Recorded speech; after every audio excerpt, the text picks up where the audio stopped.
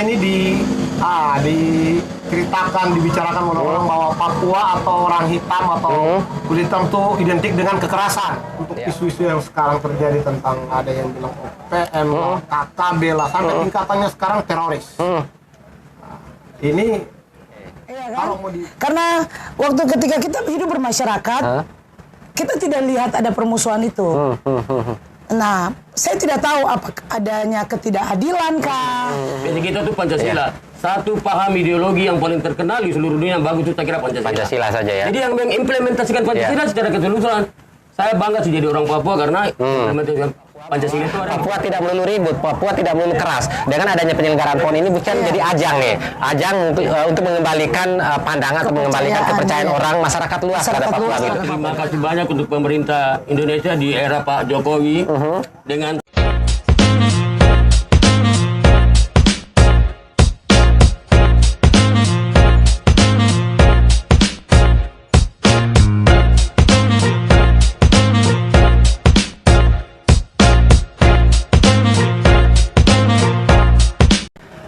Sobat Inspirasi, ketemu lagi dengan kami SCTD Channel yang tidak pernah bosan untuk mengulik kisah dan cerita dari tokoh inspiratif untuk disajikan kepada Sobat Inspirasi sekalian. Setelah 3 minggu, 4 minggu atau mungkin 5 minggu kami nggak memberikan tayangan pada Sobat Inspirasi sekalian. Kali ini kami sedang berada di Jakarta Utara, tepatnya di Pondok Bikers, adanya di sekretariat dari Papua Connect.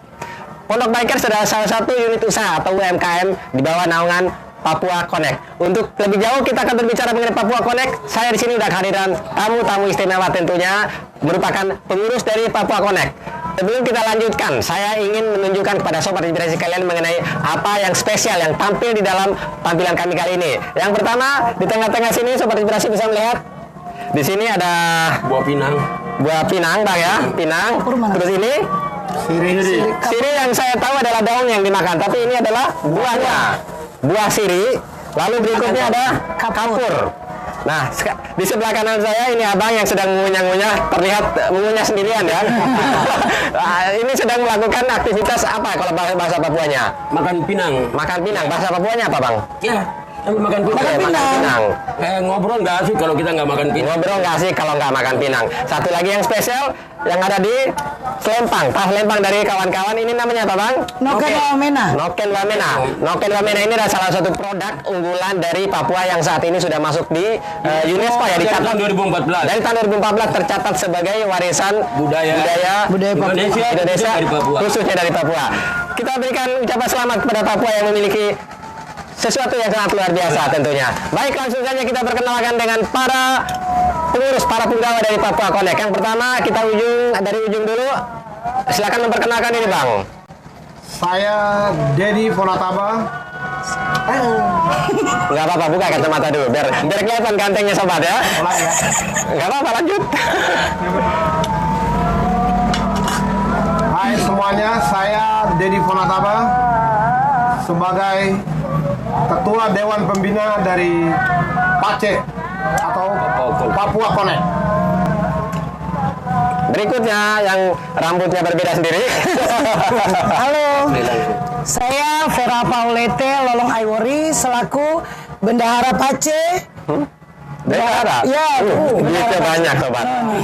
PACE kayaknya sudah duit semua ya. Banyak banget, orang Papua itu kan banyak duit. Oke, lanjut sebelah kanan saya. Halo semua sahabat inspirasi, saya Yance Sanderwisiri. Saya punya jabatan di Papua Connect ini selaku wakil ketua. Saya asli keturunan dari Waropen di Kabupaten Waropen, Provinsi Papua.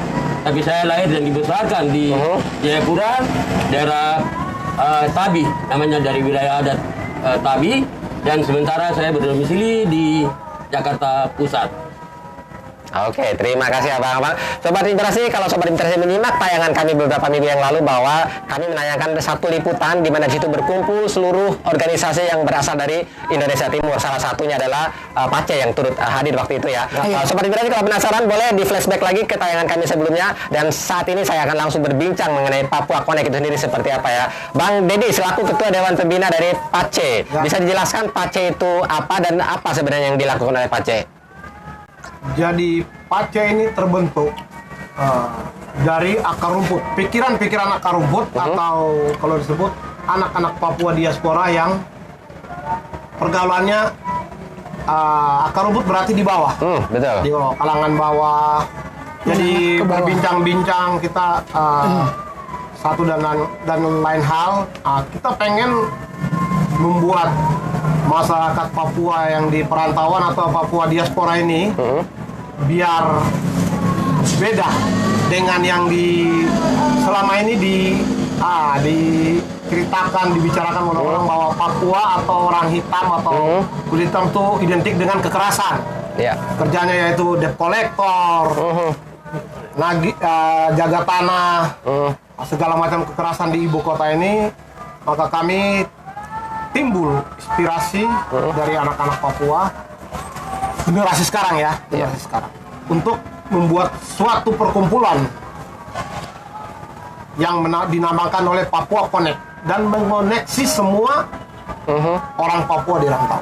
Oke. Dan juga orang Dan juga jadi kami yang namanya diaspora itu bukan kami yang OAP, orang Papua asli aja. Papua, bukan. Ada yang mamanya Papua, bapaknya Betawi atau bapaknya Jawa, bapaknya Batak atau mamanya yang Batak, Betawi atau Manado. Manado. Itu disebut Papua Ambon, diaspora. NTT. Dan juga orang Jawa atau orang Betawi atau orang Manado, orang Batak, orang Kupang yang Bima lahir juga. di Papua, orang Bima juga yang lahir di Papua, itu termasuk diaspora. Diaspora, betul.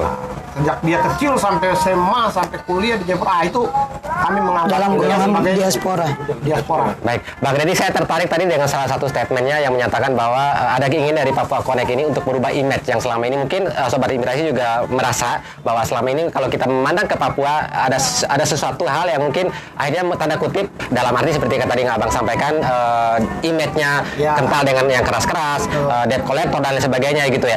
Selama itu Abang merasakannya sebagai diaspora Papua, apa sebenarnya yang paling dirasakan oleh abang-abang atau kakak-kakak sebagai generasi Papua begitu? Apakah ini merasa sebagai sesuatu rasisme atau seperti apa begitu? Jadi begini, itu sebenarnya itu kami tidak menganggap sebagai rasisme. Itulah perjalanan hidup. Ya. Di ibu kota, itulah tuntutan untuk bisa bertahan hidup. Survive di ibu kota ini. Maka kami generasi yang baru ini merubah itu dengan mendirikan yang namanya ekonomi kreatif. Ekonomi kreatif. Jadi kami mengajak semua orang Papua untuk belajar berdagang, belajar berusaha, belajar menanam. Maksudnya menanam ini macam-macam. Mau menanam padi, menanam modal, kan bisa. Supaya di kemudian hari Papua ini bisa seperti orang-orang yang Jawa atau Batak yang merantau di Papua. Mereka berbuat itu, kami mau berbuat di perantauan ini. Betul. Papua juga memiliki potensi yang sangat luar biasa tentunya Bang ya. Kita makannya sama, darahnya sama, bernapasnya sama, hanya beda kulit sama rambut. Tapi masalah kepala mungkin sama. Isi kepala. Jadi di sini kami memang sudah mendirikan usaha. Jadi kami mencoba untuk mengumpul semua masyarakat Papua di Jabodetabek ini dulu. Kami mengumpul pelaku UMKM. Ternyata kami sudah mendapatkan banyak yang sudah berjalan dan banyak yang sudah berjalan. Jadi kami mencari, kami menemukan. Kami menemukan. Yang dirintis itu apa aja yang udah berjalan tuh UMKM yang ada? Berjalan yang kami mendapatkan. Coba bendahara saya mungkin bisa silakan kakak. Ada beberapa, kita punya anak-anak muda yang artinya kalau untuk ukuran anak Papua itu sulit untuk melakukan usaha kecil. Karena kan mereka berpikir bahwa kita ini orang Papua, kita tidak susah begitu. Betul. Iya kan? Tapi saya senang, saya melihat bahwa anak-anak Papua yang berada di Jakarta ini mungkin dengan mereka yang berkuliah atau mereka yang memang dari kecil sampai besar ada di sini gitu, mereka mau berusaha. Mungkin dari pergaulan mereka ya, dari pergaulan teman-teman, mereka mungkin berpikir apa yang kita cari, iya kan? Mungkin kita bisa mencoba apa yang dilakukan oleh orang-orang yang ada di tanah Jawa ini kan. Akhirnya beberapa adik-adik membangun usaha, yaitu pertama Kopi Pace ya. Kopi Pace itu ada beberapa adik-adik mahasiswa yang bangun itu. Iya, di Pamulang, di daerah Pamulang. Terus berikut ada lagi kita punya saudara laki-laki satu di Tanah Abang.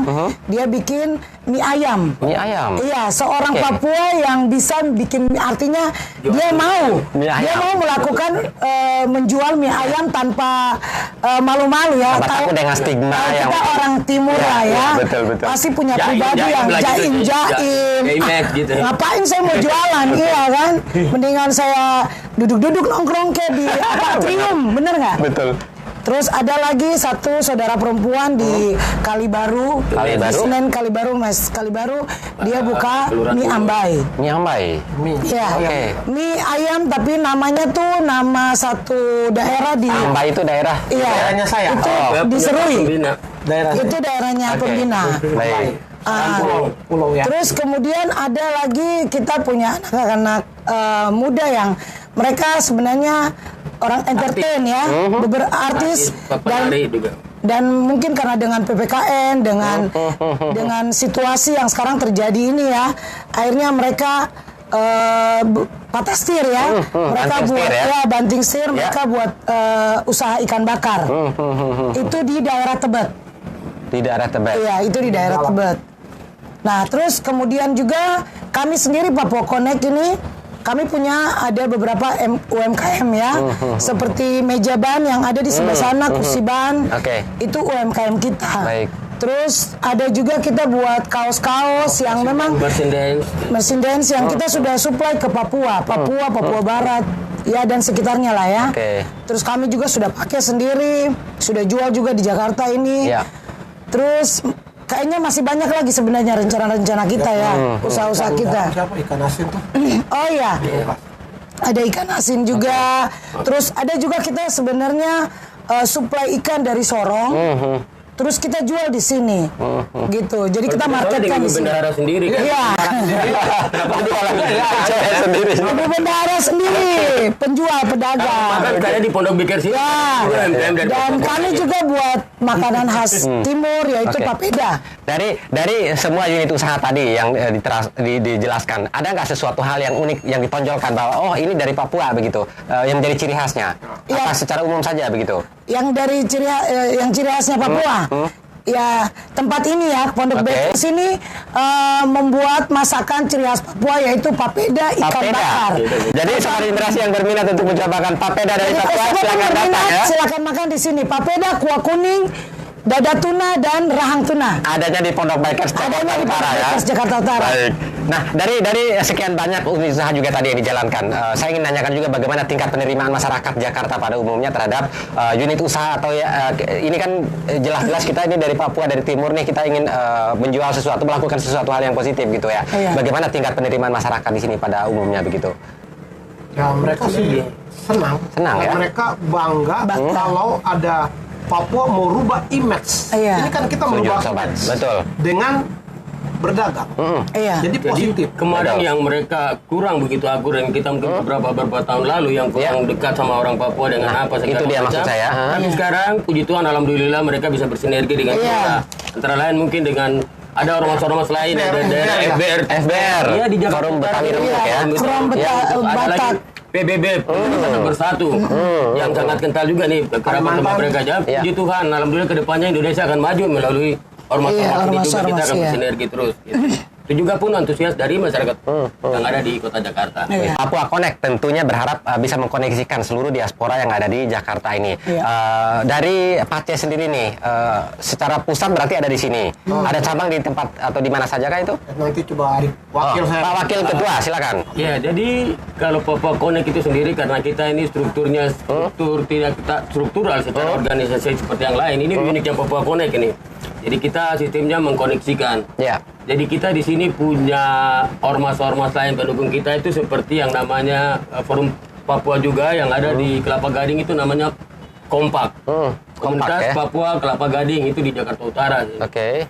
Terus yang ada di Bekasi, Kompas, Komunitas Papua di Bekasi, Jawa Barat, itu kami punya juga. Terus yang ada di Pamulang itu, Banten dan sekitarnya itu dengan mahasiswa-mahasiswa yang di situ. Bahkan ada juga yang minta untuk bersinergi dengan kita tuh di Papua, Oh, ya. Provinsi Papua. Padahal ini berbicara tentang Papua diaspora, tapi karena Ya. antusiasnya masyarakat Papua yang ada di Papua Papua itu sendiri. sendiri. Sebenarnya kami kan jelaskan bahwa diaspora itu adalah bahasa Yunani yang menjelaskan bahwa penduduk asli atau rakyat asli dari satu pulau yang ini dia pergi ke tempat lain untuk mencari kehidupan ataupun apa itu yang dibilang diaspora.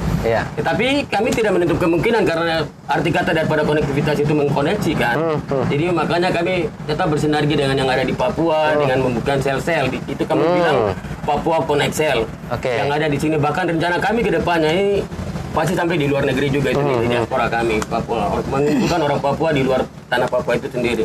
Untuk bersinergi. Kalau dukungan sendiri dari pemerintah yang ada di Papua terhadap Papua Connect sendiri bagaimana Bang? Ada sesuatu hal yang mungkin sangat spesial mungkin disupport atau dibantu begitu sama pemerintah di sana? Kami lewat dan membangun konektivitas itu kalau kita di Jakarta di kantor penghubung Provinsi Papua dan Papua Barat. Kami sudah sampai di situ. Sementara kami juga mau berhubungan dengan kementerian bahkan sampai di istana. Bangpol DKI Jakarta apalagi. Udah terdaftar pasti ya. Kita mau ke depannya nanti begitu. Kita bicara mengenai isu terkait Papua nih. Sensitif mungkin ya, tapi boleh kali saya bertanya. Boleh sekali. Saat ini Sobat Inspirasi pasti udah sama-sama mendengar dan sama-sama tahu dari berbagai media, khususnya media mainstream, TV, nasional ya, seperti itu. Jadi saat ini sedang hangat sekali. Boleh disebut kali Papua Merdeka, boleh kali ya? Boleh. Kita melihat dari sisi beliau-beliau yang memang ada di Jakarta sebagai diaspora. Bagaimana abang-abang sebagai diaspora ini melihat isu itu, Bang? Jadi dari kalau saya, karena kami ini bertiga, jadi mungkin pendapatnya pasti berbeda. Berbeda. Kami orang Papua sama-sama berbeda. Ada yang pro, ada yang kontra, itu pasti. Kalau dari saya sebagai pembina Papua Connect, saya melihatnya untuk isu-isu yang sekarang terjadi tentang ada yang bilang OPM, KKB lah, sampai tingkatannya sekarang teroris. Ini kalau mau ditarik balik lagi, kenapa ada itu? Sebenarnya kalau saya sebagai orang Papua, kenapa ada itu? Itu harus dijawab sama pemerintah. Kenapa ada itu? Sebab ada akibat. Itu sebenarnya kalau saya jawab begini, harusnya paham bahwa kenapa ada itu. Itu aja kalau dari saya. Kenapa? Sebelum lanjut, saya ingin nanya lagi pendapat dari Ibu Bendahara. Pendapat saya boleh pribadi ya, tentang apapun yang terjadi sekarang di Papua ya. Kalau saya cerita flashback kembali waktu masa saya kecil di Papua ya. Itu sering ada keributan antar wilayah dan lain sebagainya, ya kan? Sebenarnya kita tidak paham yang dibilang teroris atau GPK atau OPM ini ya. Itu yang mana sebenarnya? Iya kan? Karena waktu ketika kita hidup bermasyarakat, kita tidak lihat ada permusuhan itu.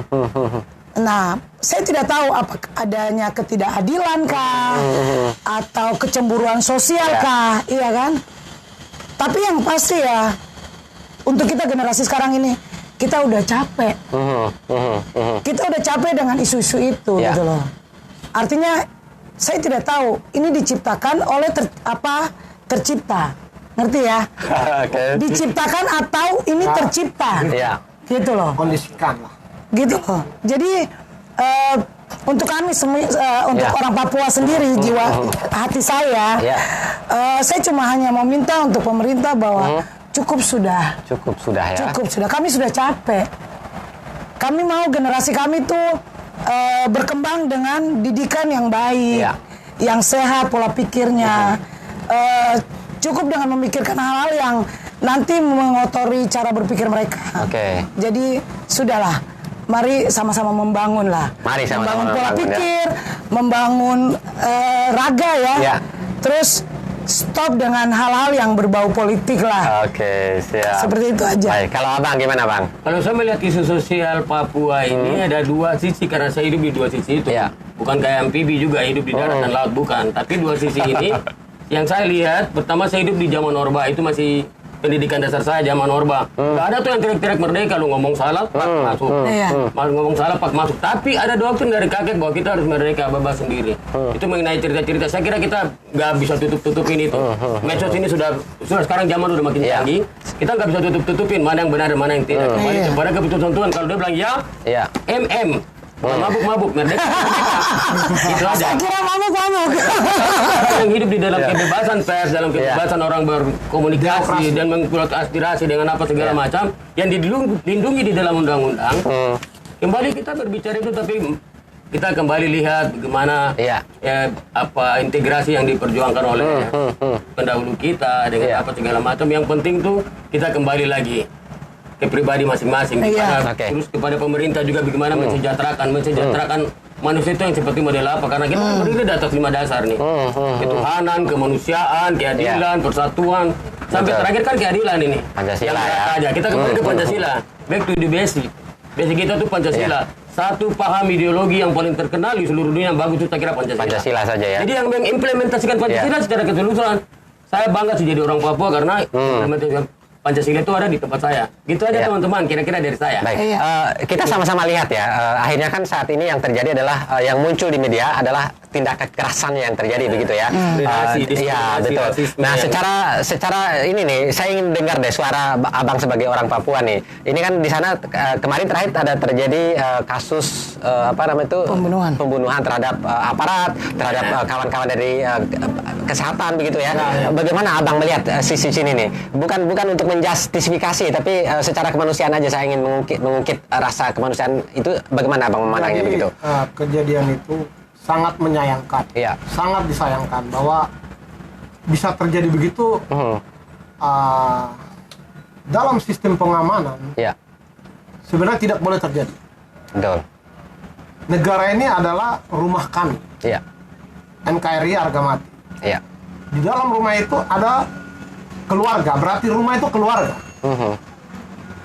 Seorang bapak itu harusnya melindungi anaknya. Kenapa anaknya sampai sakit? Itu berarti anak Papua sakit. Apa yang dilakukan sama pengamanan, sistem yang dilakukan di Papua? Itu kenapa?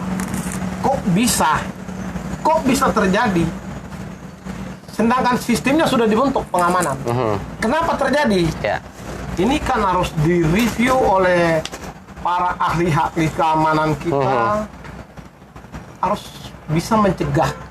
Harus bisa mencegah, dan kami orang Papua sangat mengutuk kejadian itu. Mengutuk ya. Siap. Kejadian itu yang dilakukan kepada para medis yang berjuang kemanusiaan kepada kami bangsa Papua atau orang Papua di sana. Sebenarnya dia menolong kami, tapi yang sebagai payung melindungi dia ini kan siapa? Yang berhak melindungi petugas kesehatan ini bukan masyarakat. Siapa? Itu harus bisa dijawab. Yang melindungi masyarakat bukan kami masyarakat. Siapa? Kami kan dilindungi sama negara.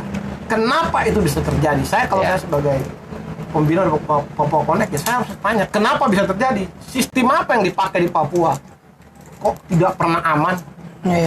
Artinya di sini kita sama-sama sepakat bahwa kita mengutuk keras terhadap tindakan kekerasan yang terjadi apapun itu bentuknya ya. Mau itu mungkin yang saya lihat di sini, saya kembali ke apa yang tadi Pak Jamal bilang bahwa kita tidak menjustifikasi. Kalau Pak Pembina mungkin menjustis, saya juga mau ngomong di sini, saya nggak menjustifikasi karena saya di luar Papua dan alibi saya tidak sama-sama di situ. Tapi yang setiap saat saya dengar dari tahun ke tahun itu, korban balasan tembak menembak ini sering itu. Pokoknya ada isu apa, tak tentara jatuh, bentar lagi diskriminasi terhadap penduduk, pembunuhan yang salah-salah, itu terjadi kita lihat. Sampai nanti Pak Haris Hasan dan teman-temannya yang ini yang ngomong, kita lihat ya, sering kita lihat di TV, di medsos, di apa. Yang kembali saya lihat begini, siapapun yang berlaku di situ, siapapun yang ada di dalam sebagai pelaku dan korban dan apa, mari kita sama-sama ingat, gimana ya, kita berdoa juga bersama-sama agar kedepannya tidak terjadi hal-hal kayak atau begitu. Capek kita lihat di medsos yang begitu terus. Cobalah kita beralih dari situ, isu-isu yang kayak begini kita kurangin deh. Terus korbannya jangan manusia-manusia terus, masyarakat sipil maupun TNI dan Polri. Kasihan ada pembunuhan begitu. Negara di luar tuh orang ketawa kita. Itu aja mungkin dari saya. Apapun itu yang terjadi, tentunya kita menyerahkan sepenuhnya kepada negara yang untuk mengurus masalah ini, dan kita juga tidak untuk menghakimi. Yang ingin saya tanyakan selanjutnya adalah ini terjadi di Papua. Abang-abang sebagai atau kakak dari Papua, tentunya yang ada di sini akan ada efek lah. Secara tadi pencitraan pasti stigma orang akan bertambah buruk terhadap kawan-kawan mungkin yang Papua yang ada di sini kan. Nah, saya ingin nanya bagaimana itu Abang merasakannya selama ada di Jakarta sini terhadap tindakan kekerasan mungkin terjadi di Papua dan efeknya kepada stigma atau pencitraan Abang-abang yang ada di sini dampaknya begitu. besar. Bagaimana itu dampaknya itu Kakak? Bisa diceritakan dampaknya mungkin? Silakan. Abang dulu boleh, silakan. Ibu dulu. Kalau saya merasakan dampak itu. Oke, dampaknya seperti Karena apa? ketika saya ada di teman-teman, di tengah-tengah teman-teman, Tengah-tengah masyarakat komunitas yang ada di sini lah ya. Di luar ini, artinya di luar orang Papua ya. Pasti mereka bertanya, bagaimana itu dengan kejadian Papua? Ya. Kok kesannya Papua tuh arogan ya? Betul. Kesan Papua ini tempatnya teroris ya? Saya cuma jawab satu. Artinya jangan kita melihat arogansi, jangan kita lihat kekejaman yang terjadi, tapi kita lihat di sini saya pribadi ada kepentingan. Itu aja. Oke. Jujur, ada kepentingan. Kalau saya berbicara, saya tidak punya kepentingan apa-apa. Tapi merasakan efeknya. Saya merasakan efek itu. Buruk berarti efeknya ya.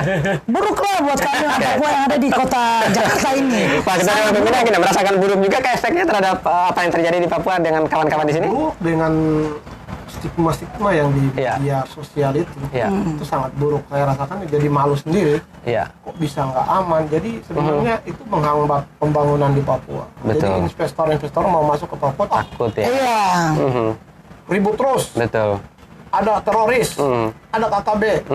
Jadi sebenarnya itu memperlambat pembangunan Papua juga. Betul. Jadi apa yang tadi dicita-citakan oleh Pace, yaitu ingin merubah stigma orang terhadap keberadaan orang Papua di sini, akhirnya ya mungkin akan terhambat begitu ya dengan adanya kejadian yang nyata yang memang ada di Papua yang saat ini terjadi begitu ya. Saya juga kan tidak bisa bawa kendaraan dan tidak punya kendaraan juga. Jadi kemana-mana kita harus mau cari hidup di kota Jakarta ini kan harus keluar. Mulai dari ojek opal ini, ojek pangkalan maupun opang ini ataupun ojek apa namanya online. Kita di atas, bang mau kemana bang? Itu kan ada alamat. Mau Bikers mau kemana? Mau ke Tanah Abang. Pas lagi di atas nih, bang asli Papua ya.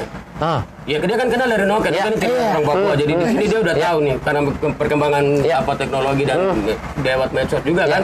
Lewat. Nah, bang di Papua kok ada perang-perang itu lagi kemarin ada pembunuhan itu. Sampai kadang tuh begini aja, bang. Lu ngurusin orang di sono tuh apa lu ngurusin lu makan aja ini nggak pengen ngurus di sana begitu. Jadi maksudnya ya itu dia dampaknya kayak betul, begitu. Dampaknya jelas Kita makan di sekali warteg ya. lagi rame-rame. Pace bagaimana nggak pulang Papua? Enggak. Iya nggak usah ke sana, tiketnya mahal. Terus udah gitu lagi perang di sana ya. Aduh kena lagi perang di sono kena kita problem is okay. Tentunya kita sangat merasa miris sekali atas apa yang terjadi dan tentunya kita sangat berharap semoga Papua menjadi Papua yang benar-benar damai, aman dan memang menjadi bagian dari NKRI adalah satu hal yang layak dan memang bisa dinikmati oleh semua masyarakat yang ada di Papua begitu ya Bang ya. Sekarang saya ingin tanya saat ini yang terjadi lagi adalah sedang diselenggarakannya Pekan Olahraga Nasional ke-20. Tentunya bukan tanpa alasan akhirnya kenapa Papua dipilih ya. Artinya di sana ada keistimewaan yang mungkin pemerintah atau mungkin panitia melihat di sana ada sesuatu hal yang memang sangat potensial begitu ya. Saya ingin tanya dulu nih, bagaimana perasaan Abang atau Kakak di mana Papua dijadikan sebagai tuan rumah Pekan Olahraga Nasional yang ke-20? Kalau saya melihat dari sisi keuntungan tentang Pekan Olahraga Nasional yang ke-20 Papua, terutamanya jadi PAD-nya pasti naik pasti, dong. Efek secara ekonomi ya. Karena ada urbanisasi masyarakat yang kesana. Ya, ekonomi pasti akan berkembang dan berputar ya. Dampak yang saya senang dari PON ini, PAD-nya naik. Otomatis kan pembangunannya akan meningkat. Pasti. Meningkat. Dan itu terbukti dibangunnya segala macam sarana dan prasarana yang menunjang kegiatan PON ini kan luar biasa nih berkembangnya. Jadi kalau saya dari segi keuntungannya itu, dan juga kami bangga bahwa Papua itu bisa menyelenggarakan event seakbar ini di Bumi Pertiwi ini. Dan tentunya akan menjadi tantangan nih. Tantangannya kan seperti yang saat ini terjadi, Papua sedang heboh mungkin dengan kasus sensitif tadi, tapi di sisi lain sedang terjadi PON dan bagaimana kondisi keamanan di sana itu akan menjadi pertaruhan bagi Papua nih bisa aman apa tidak. Tapi tentunya kita sama-sama berharap ya semoga penyelenggaraan PON ini bisa sukses dan lancar dari awal sampai akhir begitu ya. Nah dari segi ini Bang, kalau dari segi pencitraan tentunya ini bisa ditunjukkan juga oleh masyarakat Papua bahwa Papua tidak melulu ribut, Papua tidak melulu keras. dengan adanya penyelenggaraan PON ini bukan jadi ajang nih, ajang untuk mengembalikan pandangan atau mengembalikan kepercayaan orang masyarakat luas terhadap Papua begitu. Bagaimana abang-abang melihat ini seperti ini? Kalau saya secara pribadi, wakil Papua Connect, saya mau katakan bahwa saya yang pertama terima kasih banyak untuk pemerintah Indonesia di era Pak Jokowi dengan segala, dengan apa menteri-menterinya semua, menteri PUPR yang membangun begitu cepat, percepatan pembangunan dan lain sebagainya. Papua sebenarnya mempunyai tempat itu sudah potensi olahraga terbesar ada di Papua yang punya kontribusi untuk negara ini dalam bidang olahraga yang saya lihat. Namun kesiapan untuk memperolehkan satu event nasional seperti PON ini, Pekan Olahraga Nasional yang baru tahun ini diselenggarakan di Papua karena faktor kesiapan.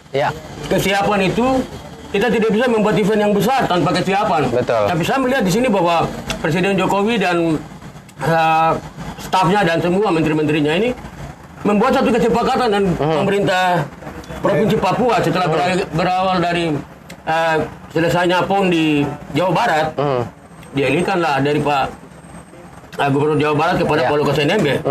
Dan apa yang dibangun di sana, percepatan pembangunan mengenai venue-venue dan kalau mengenai kenyamanan dan tidak kemarin Mahfud MD selaku Menteri Polhukam, dia sudah melihat bahwa ini semua ada kesiapan, udah siap dan akan nyaman dan sudah matang persiapannya. Terselenggaranya sampai penutupan.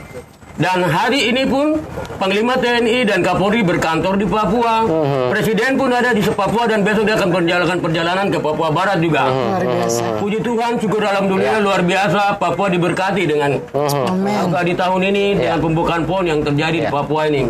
Kalau perkembangan secara sarana dan prasarana di Papua secara garis besarnya sebelum terjadinya atau penunjukan Papua sebagai daerah penyelenggara PON, pembangunan secara kan sangat masif yang kita sama-sama lihat mungkin ya Bang ya.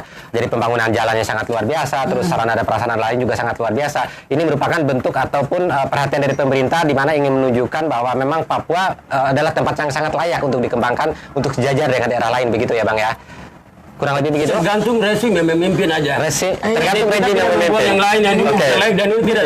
Tergantung rezim yang berwibawa dan berakhlak, berilham, berhikmat, dilindungi oleh Tuhan dan diridhoi, maka pembangunan akan merata. Mudah-mudahan apa yang sudah dilakukan dan dirintis dari saat ini bisa dilanjutkan lagi oleh pemimpin. Amin. Masa yang akan datang ya. Baik. Oke, untuk menutup diskusi kita pada hari ini Sobat Inspirasi, kita ingin mendengarkan nih dari tokoh-tokoh Papua yang ada di Papua Connect ini bagaimana mereka memiliki harapan terhadap keberlangsungan Papua Connect maupun secara keseluruhan mengenai Papua begitu ya. Saya ingin mendengarkan dulu dari Ketua Dewan Pembina bagaimana harapannya mungkin terhadap Papua Connect dan harapannya terhadap Papua ke depan terhadap NKRI begitu Bang. Jadi untuk harapan kami dari Papua Connect, saya harap pemerintah bisa dapat campur tangan atau swasta-swasta yang berpengaruh BUMN. Tolong mendengar aspirasi suara dari kami Papua Connect. Jadi Papua Connect ini berbicara bukan saya aja, seluruh orang Papua di Jayapura, di perantauan. Di perantauan. Jadi tolong dengar aspirasi dan pendapat saran mereka, karena mereka juga adalah anak bangsa. Jadi tolong diperhatikan. Saya sebagai Dewan Pembina menyampaikan, tolong pemerintah, tolong perhatikan dan kalau bisa dibantu apa yang jadi kebutuhan kami orang Papua diaspora. Baik. Demikian. Harapan ke depan terhadap mungkin secara politik mungkin bagaimana Abang menginginkan kondisi Papua ataupun keberadaan Papua di tingkat atau di kancah nasional begitu Bang? Saya mungkin petik kata-kata dari Ketua Umum Nasdem Pak Surya Paloh izin ya. Pak Surya Paloh kan bilang begini, sesuai dengan matahari terbit dari timur. Saya ingin melihat satu orang Papua, pemimpin Papua yang berambut, dia nggak bilang Papua loh, orang hitam kulit dan keriting rambut menjadi pemimpin yang dingin. Tapi saya nggak sampai ke puncaknya. Kalau boleh ya mungkin 2024 ada orang Papua yang maju lagi, kan bisa mau. Kita orang bisa. Begitu. Berarti dari sekarang abang-abang atau kakak yang ada di Papua Connect wajib menonjolkan atau wajib menunjukkan adakah tokoh Papua yang memang layak untuk diangkat atau mungkin ditarik masuk ke situ. Punya. Ada ya? Ada. Kalau boleh berkompetisi aja. Artinya sebenarnya kan tempat atau arena untuk berkompetisi ada tuh. Cuman memang mau untuk menghadirkan dirinya atau dihadirkan oleh masyarakat mungkin masih belum nih. Jadi bagaimana mungkin abang mengharapkan kepada masyarakat Papua untuk mendorong tokohnya untuk bisa maju ke tingkat nasional begitu? Nanti kita maju, jangan bosan di DPR. Jangan bosan hanya di DPR ya. Nanti kita ke Senayan, nanti dia kabur lagi. Dan kalau wapres kan gini nggak ada, kita gaduh tuh kantornya, gitu aja. Harapannya mentok jadi wapres saja kan, atau sekalian aja jadi presiden. Kenapa nggak jadi presiden saja sekalian? Presiden karena kita butuh ini dulu jenjang. Proses ya. Pokoknya kan dia baru mau 1 tahun ini besok, jadi harus dari dasar-dasar dulu. Kita nggak bisa langsung kelas 6, kita harus kelas 1 dulu. Jadi berarti ya. Pengawas Papua Konik ini kan dia pernah bilang kita nggak usah ngomong 100, kita bikin 10 aja dulu. Dari 1 ke 10, jangan 1 langsung ke 100. Ya, tapi tentunya kita sama-sama meyakini dan sangat yakin bahwa Papua juga memiliki potensi SDM yang sangat luar biasa yang tentunya bisa naik di kancah nasional ya. Syukur-syukur dengan cita-cita kawan-kawan tadi minimal mungkin jadi wakil presiden. Tapi kalau jadi presiden bisa ya kenapa tidak gitu kan? Tidak? Baik, kalau gitu Sobat Inspirasi, sebelum kita tutup kita akan mencoba dulu nih yang namanya nyiri ala Papua ya. Yang pertama harus dimakan dulu yang mana Bang? Pinang dulu. Jangan lagi ajarin dong. Ajarin.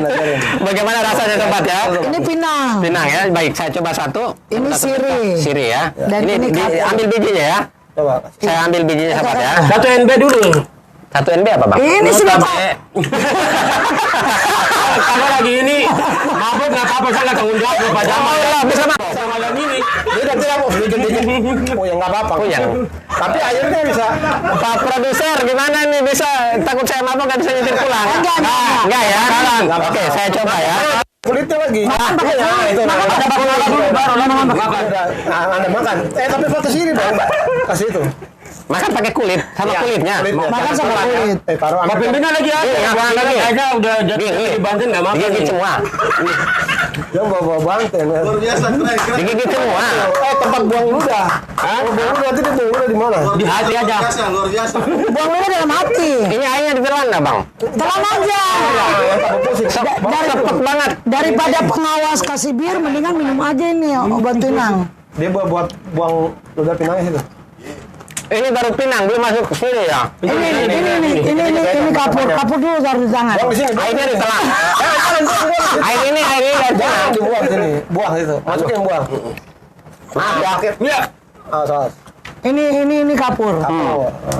Ditaruh di tangan, kalau orang Papua tuh taruh tangan. Ikat dulu, ntar udah merah baru ngomong enak. Kapur. Celup. Ini. Ya, celup. Nah, makan. Jangan banyak-banyak. Jangan banyak-banyak. Makan pakai dipinang, jangan digigit. Lidah Dipinang. picah. Nah, dipinang. Nah, oke, op. Kunyah dulu. Ya dulu.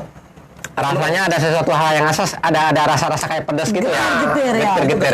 Itulah itu namanya memadukan Pulau Papua itu dari pesisir, gunung dan Op. Ya, cukup. kebudayaan danau. Semua jadi satu, kita merah-merah nih. Seperti baju yang Papua Konek ini Pak Ketua kan merah, ada hitamnya, jadi itu padukan jadi satu. Gimana rasanya Pak Jamal? Bukan Pak Jamal yang di sana, Pak Jamal yang ini. Jangan tuh buang aja. Pasti pusing dikit. Sejujurnya ada rasa sangat aneh di mulut saya, ada rasa getir, sepet, pahit, asam. Merah kan udah. Saya nggak berani nelan airnya nih. Jangan nelan, buang aja. Buang aja. Jangan ditengok ya. Luar biasa. Kenapa bisa jadi merah? Emang itu seninya. Kenapa jadi merah? Karena dari kapur. Karena dari kapur jadi merah, tapi itu kuman mati. Tapi beneran, rasa-rasa kayak klien-kliennya udah mulai nih Bang, beneran. Sumpah, bukan bohong Sobat Inspirasi, beneran. Udah berasa mabok. Udah mulai goyang ya. Ya buang aja nanti di situ. Tapi itu gunanya host itu. Itu kita nggak makan molor. Itu namanya. Produser. Seriusan, ini kayak Sakit gigi. Oh gitu. seriusan dari kayak ada rasa gemetar dari seluruh badan. Baik Sobat Inspirasi, sebelum saya mabok. Jadi jangan lupa Sobat Inspirasi untuk bantu channel kami untuk bisa terus berkembang dengan cara like, komen dan juga subscribe ya, dan jangan lupa share ke Sobat Inspirasi lain agar makin banyak sobat yang mendapatkan kisah inspiratif dari kami. Demikian, terima kasih. Assalamualaikum warahmatullahi wabarakatuh. Terima kasih Abang, terima kasih Kakak. Aduh beneran Bang ini.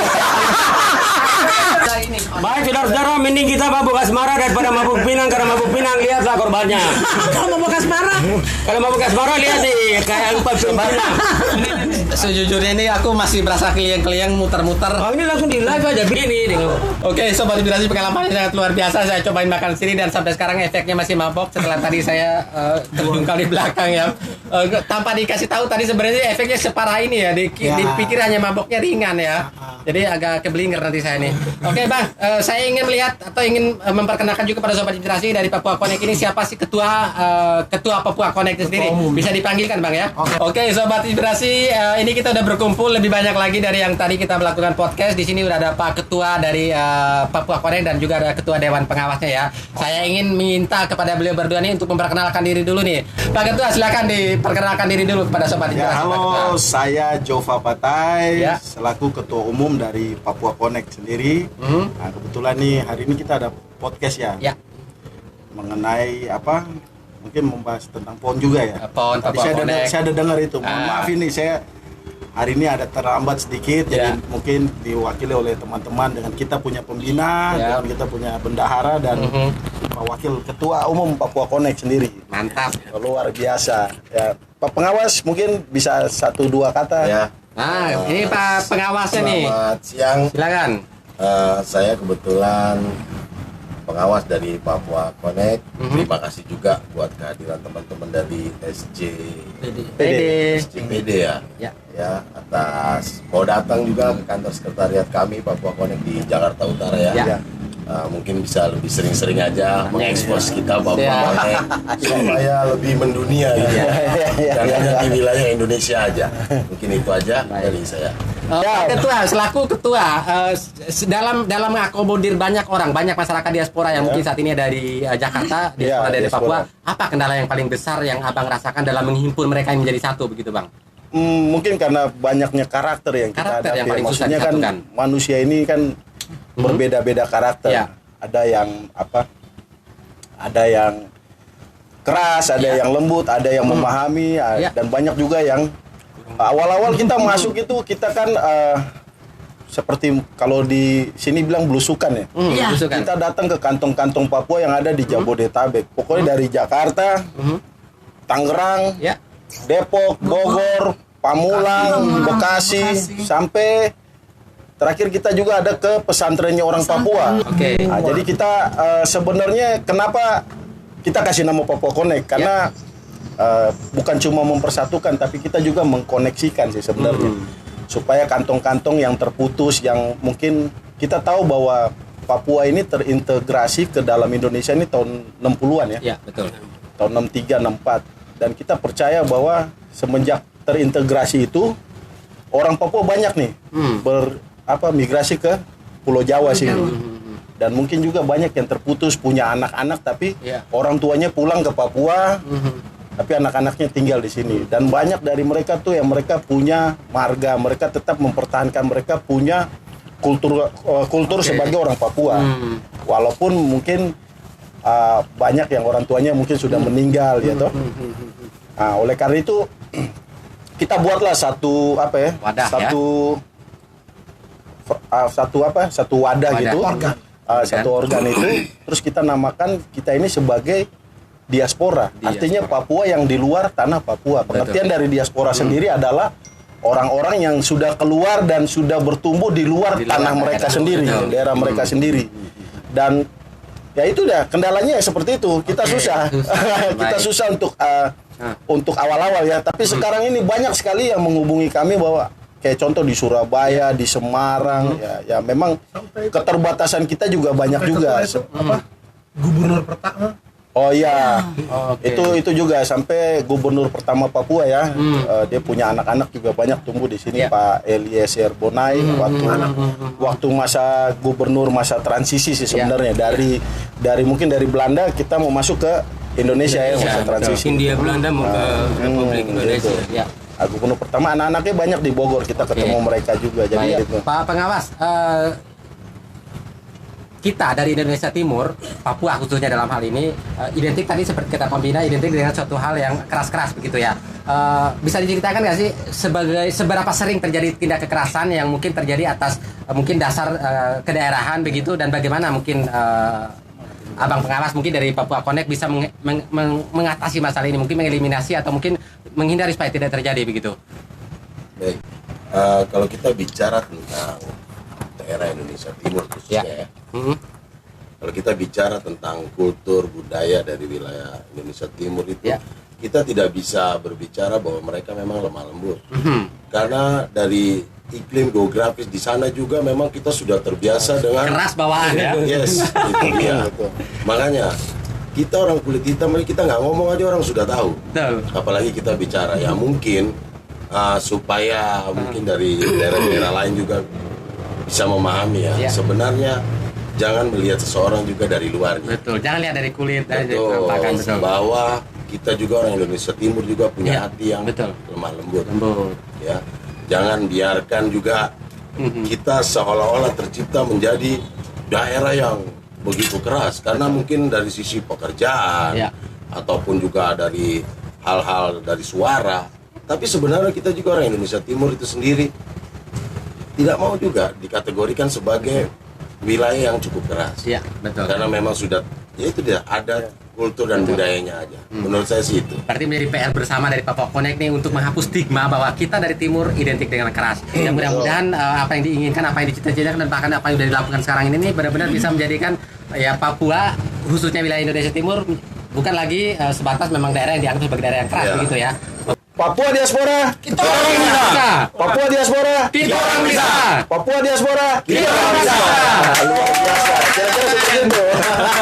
Ya mudah-mudahan misi ataupun mimpi dari kawan-kawan yang ada di Papua Connect ini bisa diwujudkan satu Amin, persatu. amin, Nah, ini amin, memang amin. Cita-cita mulia ini bisa tersampaikan dengan baik begitu ya. Amin, amin, amin. Oke, luar biasa kawan-kawan Papua Connect. Terima kasih banyak atas waktu dan kesempatannya. Terima kasih banyak juga. Mudah-mudahan kami juga bisa diundang nanti untuk hal-hal Siap. yang mungkin perlu kami juga ekspos lebih dalam lagi. Siap. Ya. SCPD Channel Dan Papua Connect mendukung PON 20 Papua.